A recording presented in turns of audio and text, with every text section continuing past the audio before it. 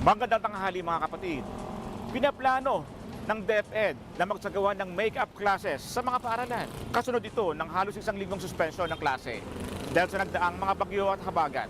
Paliwanag ni DepEd Secretary Sonny Angara, nakadepende sa mga paaralan kung kailan isasagawa ang make-up classes.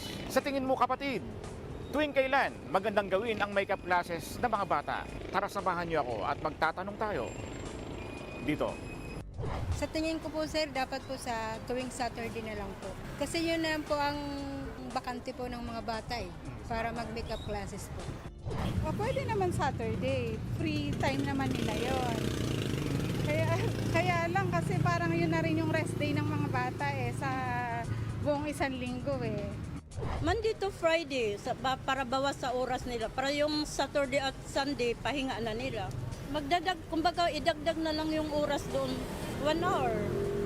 Tuwing yung hindi po maapektuhan yung resting time ng mga bata, halimbawa po pag Saturday, Sunday, siguro ibigay naman po natin sa kanila, hindi lang pahinga naman nila para meron silang energy sa buong linggo ng kanilang klase. Yun.